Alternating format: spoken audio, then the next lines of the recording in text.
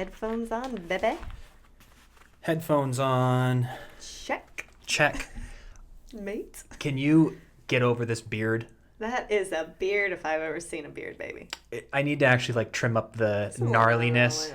Yeah, but I think it's got kind of a good look though if you think about during the quarantine, just grow out a beard. Hey, mountain man. Mountain man. I'll keep it trimmed so that it's, nice. I'll do it this weekend in the sink. Oh, no. I'll do it on your side. No, you will not. That is my, my biggest nightmare in life when you go and you shave and then I walk in and it's not clean and I go, my OCD self can't not look at it. Yeah, it's like the worst. But I can't put paper towel down. No, Gotta save all that. Or toilet paper. I'll use maybe like a garbage bag. That works. I gotta be honest though, I have gone to the grocery store. I mean, not in a while. It's been quite a few days. But anytime I've gone, they have no paper towel and no toilet paper. It's starting to stress me out a little bit because we're good for a while. But yeah, well, we're going to go. We'll share this in a minute to your point because we're about to go right now. But we're going to do a little adventure, which we'll explain. But welcome, everyone, to the Freddie and Alyssa Show. We got a cool episode today because we decided to... we talked about this maybe last week where we wanted to have people on Zoom and give that a try of Zooming and kind of doing a hybrid of both of like this plus a Zoom. And so we're actually going to be getting on Zoom with Thguywilson, the Thguywilson. The Thguywilson, if you're looking for him on social media. Yeah, he is the Thguywilson. And he's just a great guy. And he wished me a happy birthday the other day and we started texting and he goes, he's like, well, I wish we could catch up, but we're in quarantine. And I was like, hey, do you want to come on the podcast? And he's like, yeah, dude, let's do it. So I'm so excited to catch up with him. It's been years, but I absolutely love this guy. And so I can't wait. But so we're going to connect him in just a second here. If you haven't done so, please subscribe. We're going to be doing a lot more interviews coming up. You don't want to miss any of those. Like, comment, leave a question. We're always open to chit-chatting and getting to know all of you because we appreciate your time and we're wishing you all safety and happiness and health right now. Yeah. But before we hop into the pod, do you want to crush the sponsor? Always, baby. All right. No pressure. No pressure. Today's podcast is sponsored by Pandia Health. And you can skip the trip to the pharmacy so you don't have to worry about getting your birth control in person. They deliver it to your doorstep, which is amazing right now. I mean, everything's about delivery. Yeah. Everything's about delivery, and I'm not trying to go out there. So definitely check them out, pandiahealth.com. And they've been so kind to give $5 off if you use Alyssa and Freddie at checkout. And basically, you can utilize their network of doctors that they have. So if you don't have a current prescription and you're freaking out during this quarantine, you can go utilize their network of doctors. And again, that's $29 a year. And with Alyssa and Freddie, you can get $5 off. So they'll deliver this to your house. You don't have to worry about birth control ever again, running out of it. And they deliver it with some little goodies. So you get chocolates, teas, all sorts of fun stuff like Kai Chews too. Those are my favorite. So pandiahealth.com. Again, Alyssa and Freddie at checkout for $5 off. And thank you again, Pandia Health. We appreciate you guys so much. I give you a 10 out of 10. Whoa. 10 out of 10. See, when we do them a couple times in a row, you start to get the hang of the info. So I give you a 10 out of 10. Thanks, babe. Thank you, Pandia. So what we're about to do, I think this is a good strategy. Because ultimately we're going to be a little bit of hoarders, but we're doing it sporadically. Because we're gonna face mask me up. Mm-hmm. I'm gonna put on some gloves, and we're gonna have you ride shotgun, and we're gonna stop at, because if we're out, our whole goal is like, can we get enough stuff to stay home for the next 7 to 14 days? Mm-hmm. But we don't want to be rude and overpick certain things. Did that light just? I think the light just flickered. But we're going to stop at like 4 different grocery stores and like 4 different mini marts all at once. While we're out before this thing, if it does grow and get worse, we want to go pick up like 2 gallons of water at each place. We want to grab some like eggs last 3 weeks, some pasta, some soups.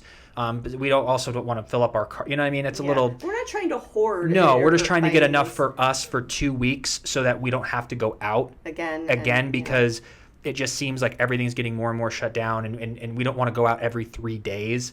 Or every 5 days. You're putting yourself at risk too, and others, you don't know if we have it or if they have, it takes 2 weeks. So We're just going to go to a couple of stores, get what we need.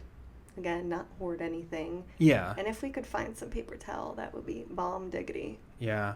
So I'll look. So we'll go get everything together. But first, I want to connect with Guy, and so let's pull him up on Zoom, and we'll have a little chat. Guy was kind enough and wrote me a little happy birthday message, and it kind of got the combo started. And then I was like, dude, because you were like, hey, let's catch up, and if we could, but I know we can't go anywhere because of the quarantine. But I was like, hey, do you want to come on Zoom and just chat on the pod? And you were kind enough to come on and chat, so we appreciate that.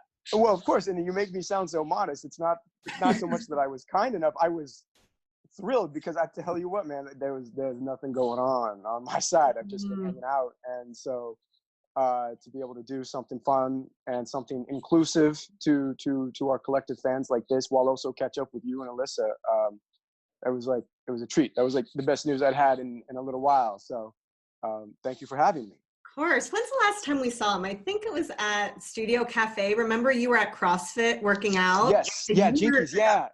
There's photo evidence somewhere, but I think that's the last time. That was the last time with all three of us were together. And then I think, Freddie, you and we got like a lunch at Studio Cafe at that same spot. Man. Gosh, I want to say like 2016. And it's one of those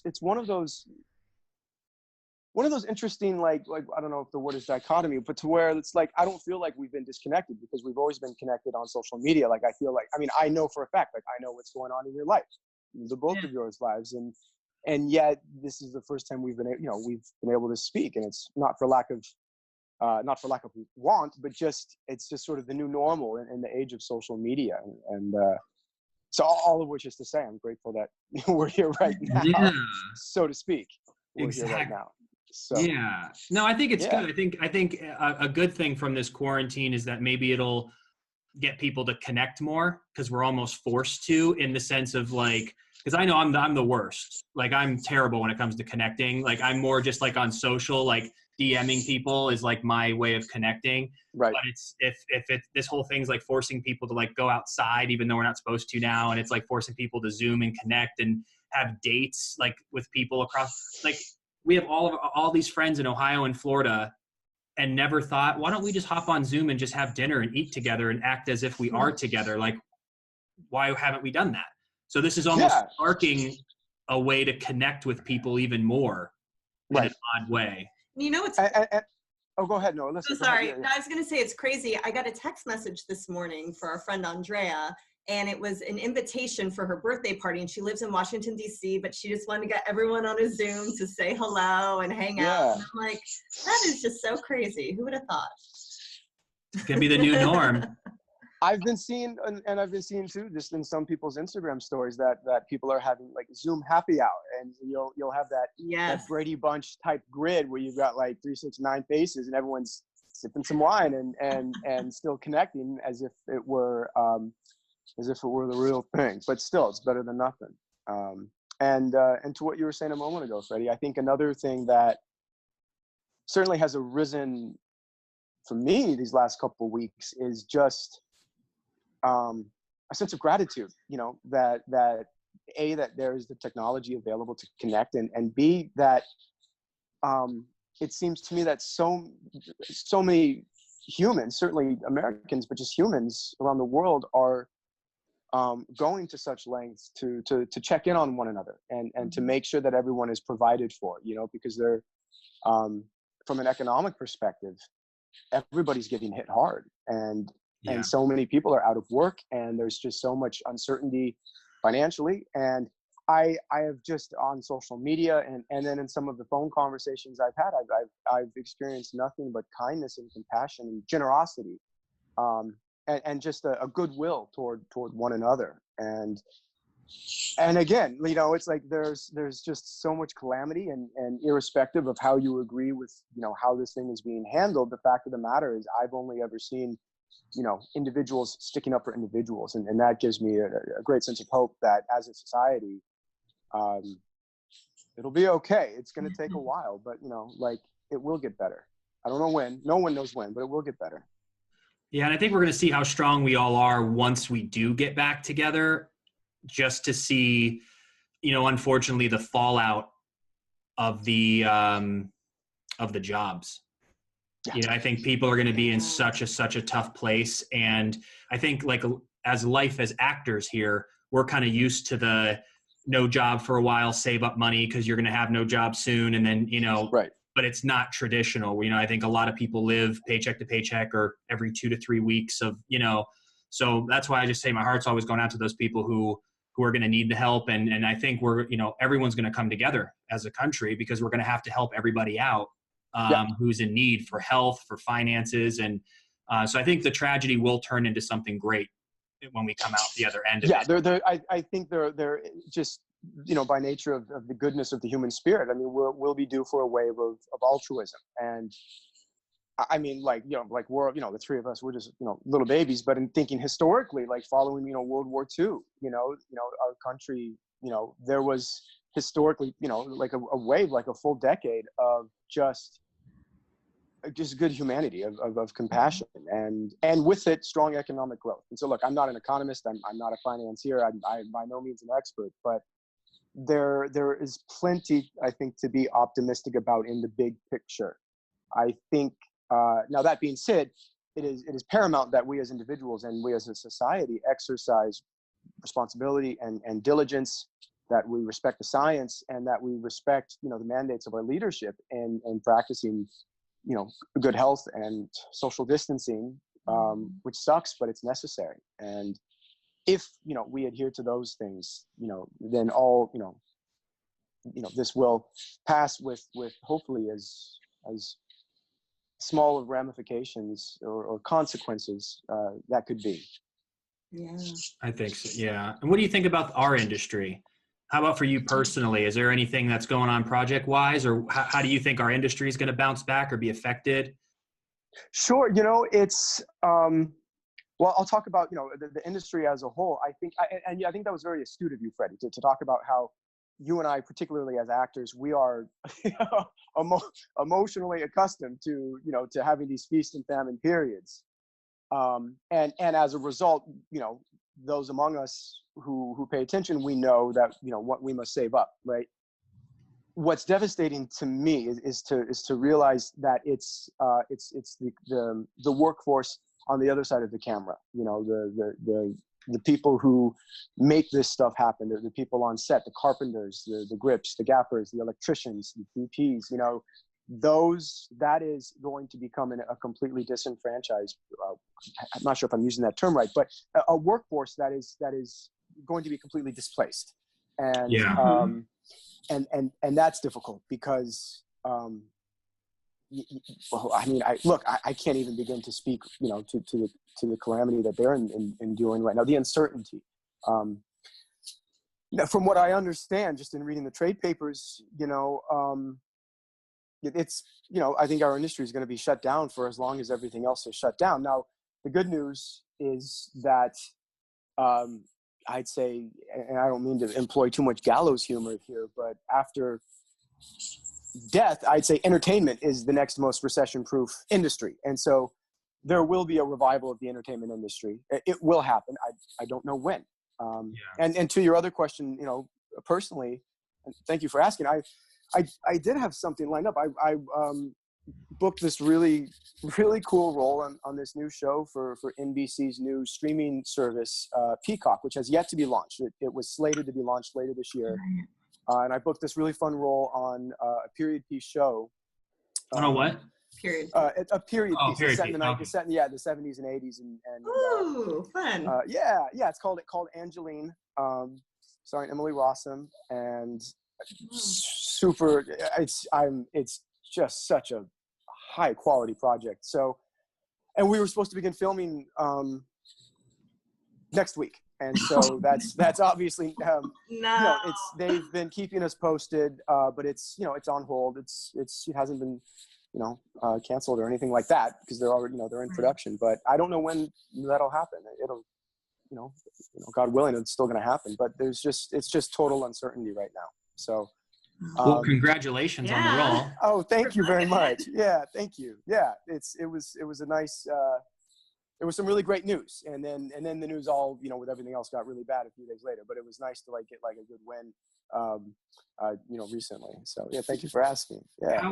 Of course, man. How was the audition process? Did you put it on tape first? Did you go in once, 100 times? How did that all work? No, it was on tape, and it's like in this day and age, we as actors, gosh, I feel like at least half of all auditions are on tape, and then you submit the tape, and then either sometimes, in my experience, rarely, but sometimes they'll make an offer based on the tape. Usually you'll be called in for a callback or a producer session, as you know. This was one of those instances where they booked me off the tape, and they made the offer, I think, almost like 2 weeks after I submitted the tape. So I did the tape, sent it to my manager, and he was like, "Guy, this is great." And I was like, "Yeah, actually, I like it too." Usually I hate my tapes, because it's just hard to watch yourself. But felt pretty good about it, sent it in, and then didn't hear anything. And I thought, well, whatever, it's okay. And then 2 weeks later, thereabouts, get the call that they're made an offer. And I was like, this is fantastic. It was nice. Yeah. So to your question, it was all done remotely, and not, not because of this whole social distancing thing. It just happened that way naturally. And I think what also helped is it was the casting director for that show is John Papsider, and I've been in his office many times over the years. And so he knows me and I know him, and there's a mutual trust. And I think that also, aided in him and production feeling confident in making an offer to me. So that's cool, man. What do you know about the Peacock service? Well, what I know is, imagine, what Disney launched Disney Plus, and with that was their whole canon of work. And some new shows, for instance, The Mandalorian, right? So so they had a lot of new content to help draw viewers in addition to your classic content like The Simpsons and all, Pixar and the Disney movies. So with Peacock, it's essentially, again, to the best of my understanding, it's largely the same business plan where you'll get Friends, every episode of Friends, you'll get every NBC show. And on top of that, new content that's exclusive to the streaming service, it's sort of, to draw people in. And so Angeline is one of those new pieces of content. And, there's just so much talent behind it. I think it's, it's just so wonderfully written. I think it's going to, do well. So I just feel really blessed to be a part of it. Whenever it happens, it'll happen. But, for now, I just gotta, as does everyone else, just take care of myself, my health, and just be ready, be vigilant. And that's exciting too, that you have something when we get back to normal, if you will, that you've got to do. No, you're spot on with that, Alyssa. It's a total blessing. Gosh, like I'm so blessed because it's, all of these things I use. It's it's like I want like so many other. It's like I want to have a family. It's like there are like certain benchmarks in life that like I have been aspiring toward that haven't happened yet, and now this is happening, and I just can't. It's like the things that I need to be concerned about are so minimal, compared to what so many families are enduring. And as you said, Alyssa, on top of that, I do have a treat, waiting for me. Once things, it's like I will be able to go back to work, like that. I don't know when, but there is a job waiting. And so that's something that I can, literally thank God every day for. And, it's, light at the end of the what words tunnel. can be said? What words can be said? This is a once in a century event. And unfortunately it's still unfolding, and it will get worse before it gets better, but it will get better. What are you doing to keep busy during quarantine? Gotta ask. I'll say this. I could be doing better, or that is to say, I could be, I haven't gotten too creative. I think, well, let's see. I took an off day yesterday, but I've been pretty good about, getting out of the house and doing a safe social distance jog. But at the very least, I've been getting some fresh air and some exercise. I think it's, gyms, closing down has just been a shock to the system for so many people, especially people in LA where it's all about how you look. But I've been getting exercise, watching a lot of TV, Hulu, HBO, Netflix, all that stuff.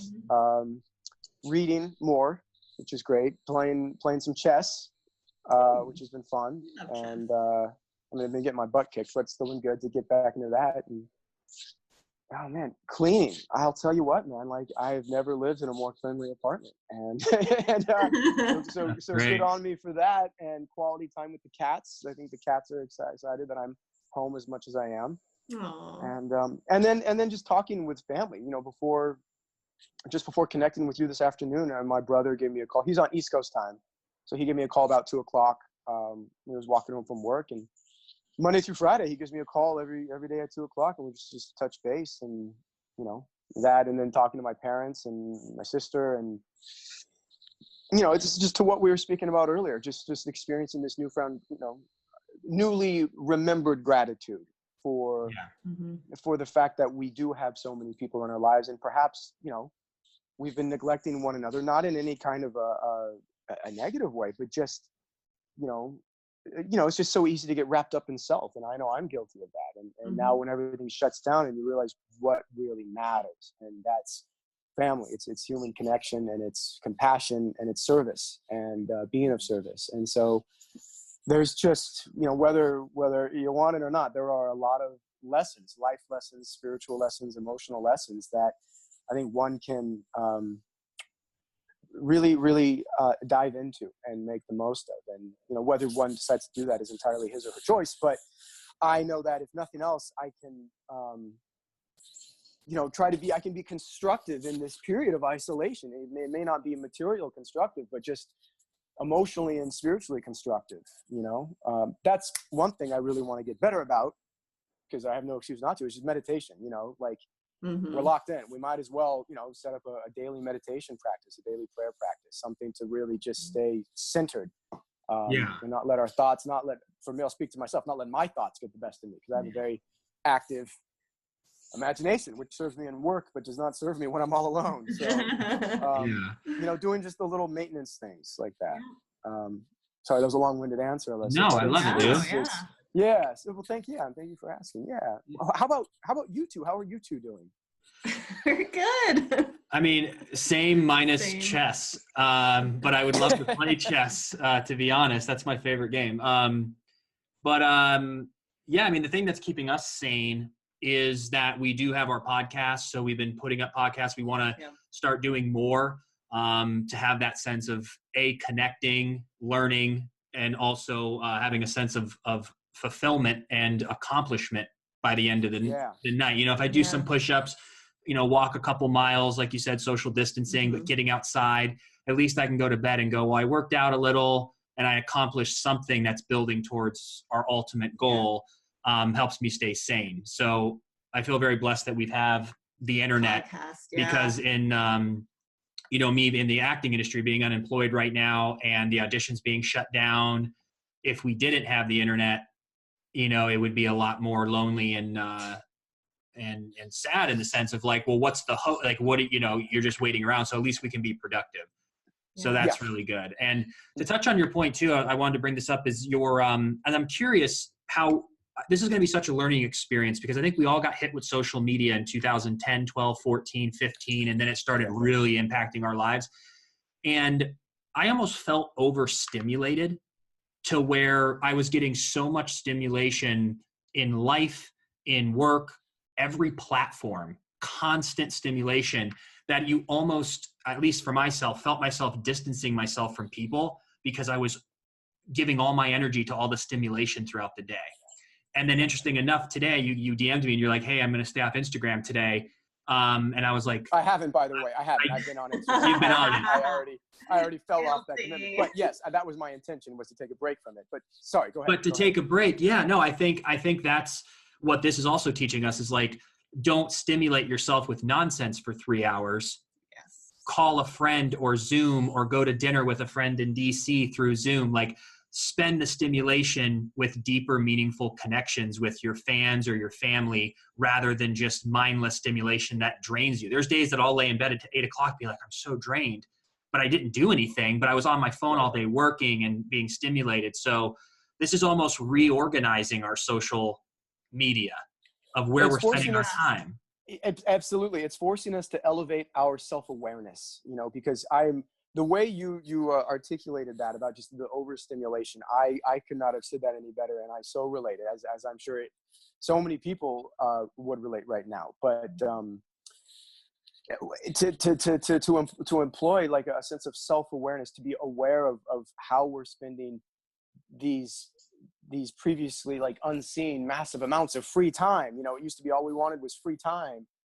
And how did we really spend it? I know, speaking for myself, like I'd spend my free time at home just as, you know, you described it, just, you know, putzing about on social media, or you know, mindless, you know, TV shows. And now it's like there was an analogy I heard years ago that I loved. It's like, if you really want sustenance, if you really want, you know, inner growth, you don't just only eat at McDonald's. You save up, you work a little harder, and then you go and you get yourself some organic vegetables, like some organic meat, you know, like you put together a proper meal. And so in keeping with that analogy, I can't live my life as if it's every day at McDonald's. Like I need to invest in my health. And again, it's not just physical health, but mental and spiritual health and emotional health. Yeah. And with that comes a new sense of self-awareness, a new ability, or rather a heightened ability to practice self-reflection. And it's not easy. And it's, it's not easy because, you know, sometimes when you look back on your life and how you've engaged, and again, I'm speaking for myself, but how you've engaged, you know, with people, or gosh, how you haven't engaged with people, you know, it can sting. But again, there's every reason to be optimistic, because what we have here is this unexpected but indefinite window of opportunity to change the way we relate to other people, and to change the way that we relate to ourselves as individuals, and to start practicing a healthy relationship with oneself. I am hardest on myself than on anyone else. And and it's like, you know, I think we all are, especially creative types, and especially, you know, ambitious types. And, you know, it sounds so simple, but I'll tell you what, man, self-forgiveness it's not that easy. And I mean, it isn't. It's like, well, I don't know. I think that, again, I think I'm so grateful. I know that I am so grateful that, you know, if nothing else, like to have the self-awareness that it's time to heal. And, and that by healing myself, I can then be present to help others heal. Yeah. You know, whatever's happening in his or, you know, their lives, you know, to be present and strong enough to be there for people, you know. And I know you and Alyssa do that kind of work. I know you're there for people as well. And it's nice to see your example as a benchmark. Thank you. Thanks, I think it's just of course, with our time too, because we have so much time now, and for so long, you know, I feel like we've kind of learned to be intentional because we work from home all the time. So the self-quarantine isn't that, like, of course, going out and not being able to do all of that and see our friends, absolutely. But we're always at home and we're always really intentional about it. And the other day, I started journaling just about everything that was going on. And I was like, you know what? Maybe I should start sharing this online and connecting with other people, because we're all going through something really major. I mean, this is insane. Yeah. And so I've been able to connect with really awesome people just by sharing my natural anxieties about everything, my thoughts, my fears, my feelings, my hope for the future too, you know, all of it. So really being able to have the internet and these platforms to connect with people and being intentional with all of this time we have. I mean, it's really endless. And I think for so long, so many people have been wanting this time, and you have it. So, well, it's like Guy was saying, it's the time for all of us to grow, not only in the quarantine, that's just going to 10x it, but the social media has allowed us to, you know, shine the light on us as human beings, and to work on all of our flaws, and to also realize that we're not alone. No matter what you're going through, there are millions and millions of people going through the same things: mental health, anxiety, depression, sobriety. There's so many different things that people are working on. And you can all connect and talk to each other. You just realize you're not alone, and those movements like Me Too come along that wouldn't be possible if there was no internet. So it's getting all the poison out too. It's making us be better. And some people are being punished for the bad things that they're doing and being set, demeaning examples. Other people are making mistakes publicly and getting canceled and reamed for it, and they're working on their redemption. I mean, we're becoming better as human beings, and we're just kind of going through that transition growth period. So it's a little ugly, but I think it's going to be beautiful at the end, because you have to be good and you have to grow ultimately. And because there's more good than bad. So we're just living through this growth period as humans. And I just love that everyone's feeling safe enough and vulnerable enough to share their stories just about life. And it's been great to see. I feel much better about it, because I go out of my mind all the time thinking of shit. Oh yeah. No, I totally, let's see. There we go. I dropped my phone. Okay. I'm back. I mean, I couldn't have said it any better, Freddie. Yeah. Amen. Yeah, dude. Yeah. It's nice to see just how thoughtful you are too. And it's really nice to be able to connect and it's just refreshing, man. Like, I just realized too, after chatting with you for a while, just how much I missed you. And I just want to connect more, man. Like, I miss you too, man. We were birds of a feather. We haven't talked. Like, the bond hasn't left. I feel it's super easy chatting with you. Same. And you know what we got to do? It just hit me. Like, I don't know. We haven't, well, I mean, it's whatever. We haven't like been as close, but dude, we should just like set up some accounts on like chess.com and just like play chess remotely, and just, like just get back into it, dude. Yeah. You'd love that. That would be great. Yeah. No, man, this has been such a blessing. Yeah, man. And yeah, let's definitely do the chess thing. Let's definitely catch up and stay in touch. And then in the future, once this quarantine's over and your show's a go, I'd love to have you come back on and chat about I'd love it. That. Share more about Anytime. it. That would be great. And before we head out, do you want to share where people can find you on social? Oh, sure. Yeah. I mean, if, there's always a saturation of content, but if one is so bored as to look me up, my Instagram and my Twitter share the same handle, which is at @theguywilson, all one word. So just THE Guy Wilson. I'm not the only Guy Wilson, but that's just what my handle is. But you're the Guy Wilson. The other ones are imposters. Guy Wilson. Yeah, Instagram and Twitter, and I'm trying to regulate the amount of time I'm there. But again, as has been the theme today, when I'm on there, I try to be present and interactive and